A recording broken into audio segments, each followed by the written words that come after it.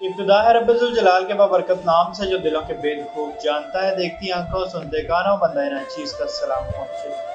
جو انگریز افسران ہندوستان میں ملازمت کرنے کے بعد واپس انگلینڈ جاتے تو ان کو وہاں پبلک پوسٹ کی ذمہ داری نہ دی جاتی۔ دلیل یہ تھی کہ تم ایک غلام قوم پر حکومت کر کے آئے ہو جس سے تمہارے اتوار اور رویے میں تبدیلی آ گئی ہے۔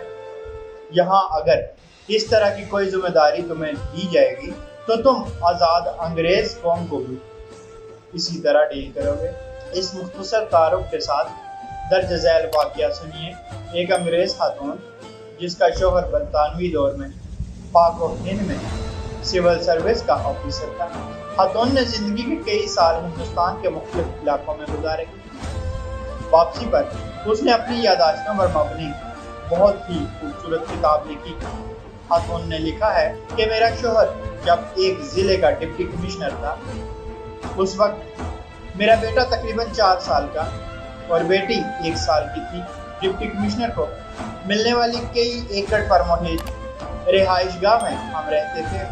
ڈی سی صاحب کے گھر اور خاندان کی خدمت گزاری پر کئی 100 افراد معمول تھے۔ روز پارٹیاں ہوتی، شکار کے پروگرام بنتے، ضلع کے بڑے بڑے ذمہ دار ہمیں اپنے ہاں مدعو کرنا باعث فخر سمجھتے اور جس کے ہاں ہم چلے جاتے وہ اپنی عزت افزائی سمجھتا۔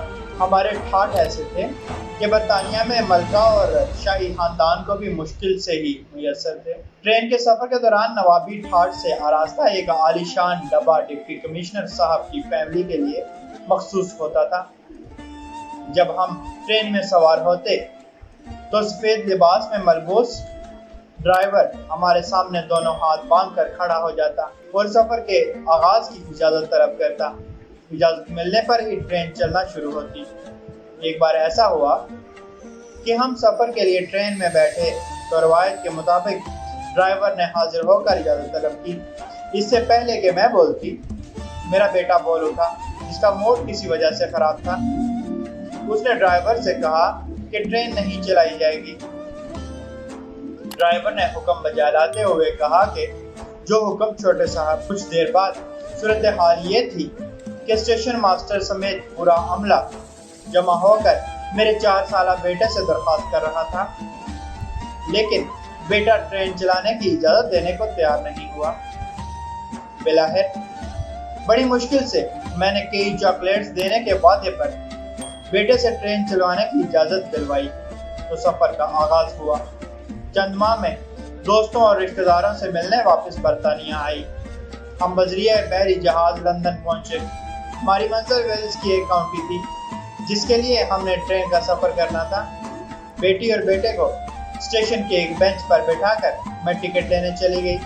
قطار طویل ہونے کی وجہ سے خاصی دیر ہو گئی، جس پر بیٹے کا موڈ بہت خراب ہو گیا۔ جب ہم ٹرین میں بیٹھے تو عالی شان کمپاؤنڈ کے بجائے فرسٹ کلاس کی سیٹس دیکھ کر بیٹا ایک بار پھر ناراضگی کا اظہار کرنے لگا۔ وقت پر ٹرین نے وسل دے کر سفر شروع کیا تو بیٹے نے باقاعدہ چیخنا شروع کر دیا۔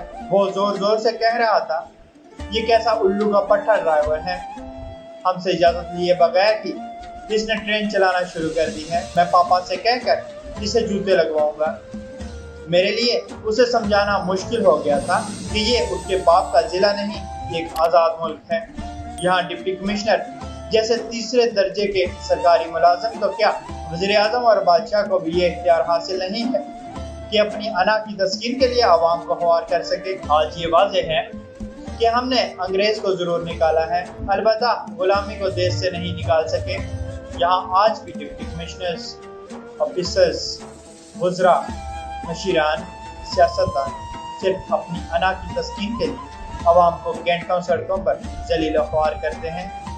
اس غلامی سے نجات کی واحد صورت یہی ہے کہ ہر طرح کے تعصبات اور عقیدتوں کو بالا طاق رکھ کر ہر پروٹوکول لینے والے کی مخالفت کرنی چاہیے۔ اللہ پاک ہمیں اپنے حق میں بولنے کی توفیق عطا فرمائے۔ اللہ پاک آسانیاں حاصل اور تقسیم کرنے کا شرف عطا فرمائے۔ آمین۔ جزاک اللہ۔